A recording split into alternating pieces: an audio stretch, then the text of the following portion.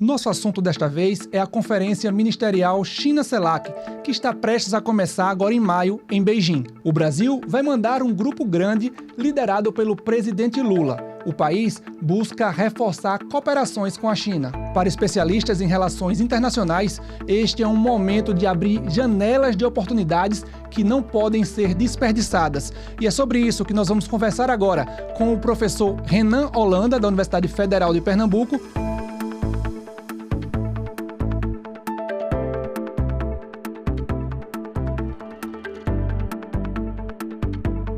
e da Unicap, o professor Thales Castro.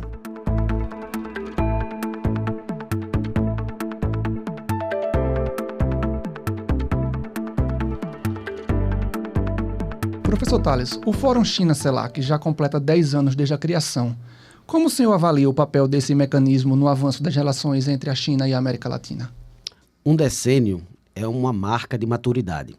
Eu avalio como sendo uma oportunidade extremamente importante para que a China não só continue ocupando um papel de relevância aqui entre os países latino-americanos, os 33 que compõem a CELAC, mas que consiga renovar e aprofundar essas relações.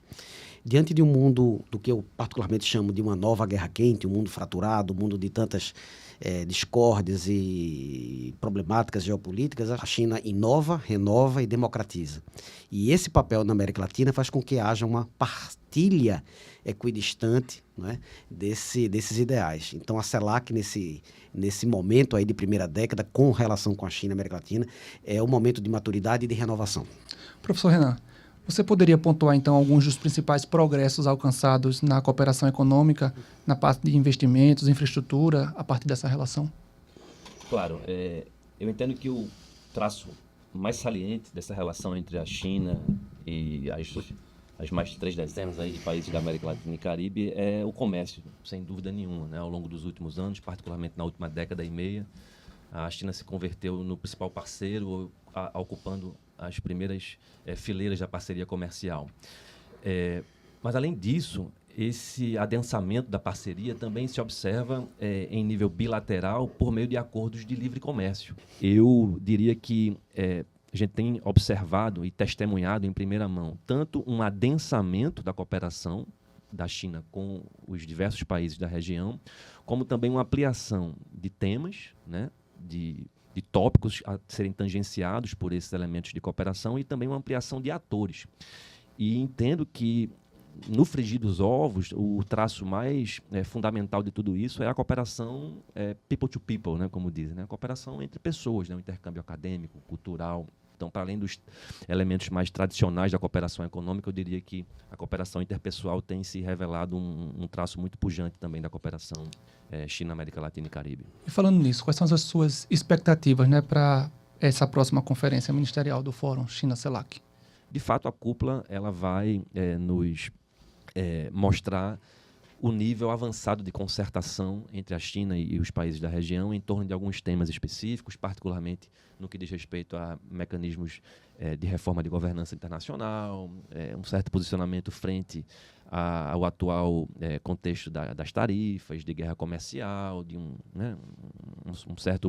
certa concertação em torno desses temas, mas eu não tenho dúvida que um conjunto específico e minoritário de países vai fazer frente a essas tratativas. Então, ao mesmo tempo que vão surgir metas, compromissos, áreas prioritárias que vão ser ou novas ou reforçadas, que já vêm nessa esteira de cooperação de 10 anos, né, da China com a região, no Fórum China-CELAC, ao mesmo tempo países como, para não deixar de nomear, né, a Argentina, nessa nova estrutura interna da Argentina, né, com o Javier Milei, o Paraguai, que ainda é um país que não tem relações diplomáticas formais com a China. Então, esses países e um ou outro a mais deve ser uma espécie de contraponto ou de óbice a uma cooperação mais fluida e mais profícua, diria. Vocês falaram já aqui que a China é, de fato, o maior parceiro comercial de vários países aqui da Latinoamérica, né? Mas, professor Thales, como é que o senhor avalia que essa cooperação econômica e comercial, ela pode ir além da troca de recursos por produtos manufaturados e avançar para áreas de maior valor agregado, como energia verde e economia digital? Eu acredito que é necessário sempre repensar e transformar aquela velha cadeia extrativista, mercantilista, né, que de fato pautava as relações econômico-comerciais da América Latina nas últimas décadas. Quando se faz essa transformação, né, superando naturalmente esse entrave histórico, você naturalmente agrega valor nas relações mais paritárias com esse grande parceiro do Oriente, que é a China. O que a gente observa é que a Casa Branca, né, e não é desta gestão ou da anterior, mas ao longo dos últimos anos, não tem tido uma política latino-americana muito clara, a não ser quando se olha para a fronteira, né, dos 3.200 quilômetros ali de fronteira entre México e Estados Unidos.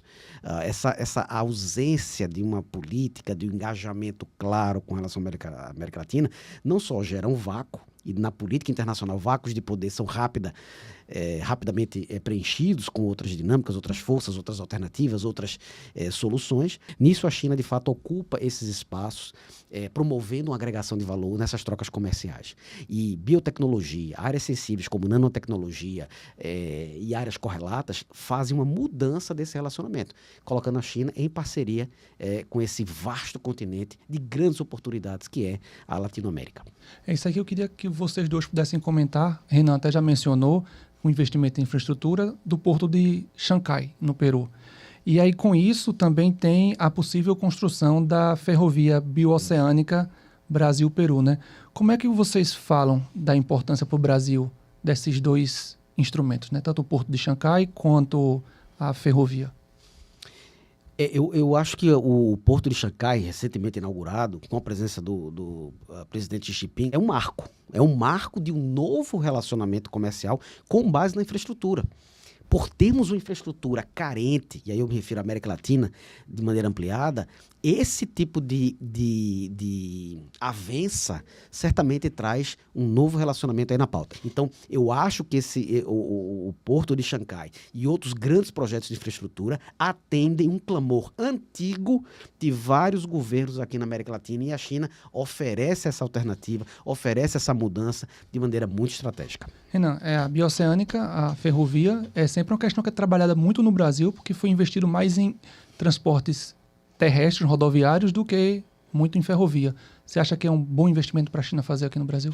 Com certeza. Você e Thales foram muito felizes em trazer a relação quase que indissociável, inescapável entre esses dois megaprojetos. O conjunto da obra e a operação em si do porto já leva a estimativas de que as minhas leituras giram em torno de algo entre 5.000 a 7.000 empregos. A gente já usou termos como países emergentes, terceiro mundo, mas hoje o que está em destaque é sul global. Como é que o senhor vê, professor Thales, o papel dos países latino-americanos desempenham nesse grupo? O sul global, ele contém, naturalmente, uma capacidade inclusiva muito maior. Pensar em infraestrutura no sul global é pensar numa prioridade dos países que têm essas necessidades. É diferente quando a Dinamarca, por exemplo, com o Canadá da vida, pensa no cenário internacional dos países que, de fato, necessitam essa dinâmica. Na África, a relação chinesa com a África pauta-se muito por essa reconstrução desses corredores logísticos. Outro assunto que não sai dos noticiários, isso está nos brasileiros, mas está no mundo todo, é sobre a guerra tarifária e comercial que o governo dos Estados Unidos lançou para todo o mundo. Você já consegue perceber ou antever, professor Thales, os impactos disso na economia global, mas mais especificamente aqui na América Latina? Os resultados são de longo prazo. Foi publicado a primeira radiografia do PIB americano no primeiro trimestre e houve um declínio, né, na sua expectativa de crescimento.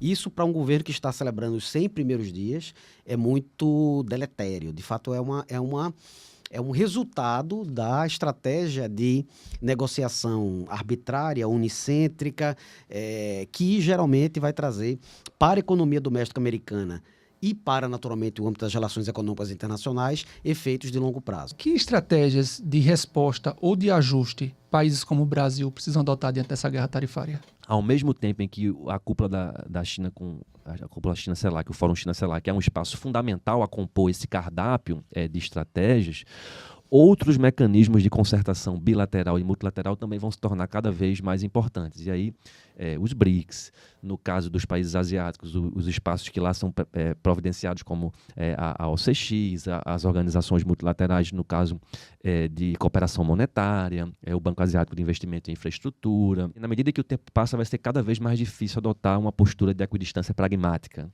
de ficar em cima do muro, como diria na informalidade. O nível de tensionamento, de fratura geopolítica, de polarização geopolítica vai levar em algum momento a que decisões importantes sejam tomadas. E até aqui, me parece que é fácil identificar que lado deveremos estar quando a corda puxar de forma mais incisiva, eu diria. E para a gente finalizar, rapidamente, como é que vocês avaliam que a cooperação China-América Latina pode fortalecer a resiliência das cadeias de suprimento e reduzir também a dependência de um único mercado? É necessário ter uma política pragmática de inserção macroeconômica múltipla, PPIMM. É uma estratégia que a China, de fato, desenvolve e que a América Latina precisa cada vez mais adotar. Essa política pragmática de inserção macroeconômica múltipla, ela, de fato, mostra imensos canais de valorização do local, de proteção da biodiversidade, de geração de emprego e renda, de integração, por exemplo, do Mato Piba, região do Maranhão, Tocantins, Piauí e Bahia, que é a nova fronteira agrícola, que hoje utiliza um porto que não tem infraestrutura necessária para o escoamento da soja, que é o porto de Itaqui, no Maranhão, parte também o porto de Pecém, e que vai ser ressaltada como vetor de desenvolvimento econômico e de transformação agrícola. Então, nisso é um marco de transformação absolutamente vertiginoso. Para além da concertação diplomática, para além da inovação tecnológica, para além das disputas geopolíticas, o dia a dia de seu João, Dona Maria, de várias famílias brasileiras, bolivianas, peruanas, é isso que importa, e eu não tenho dúvida que o direcionamento dos chineses e de boa parte dos países aqui da América Latina tem centrado, esforços para que a cooperação interpessoal e os benefícios, de pessoa a pessoa sejam, de fato, mais tangíveis a partir de todo esse conjunto de novidades que estão se processando em ritmo tão rápido. Nós conversamos com o professor Renan Holanda, que é da Universidade Federal de Pernambuco, e também o professor Thales Castro, que é da Unicap, aqui também em Pernambuco. Muito obrigado pela participação de vocês. Uma satisfação. Um abraço. Do Recife, Luiz Boaventura para China Global Television Network.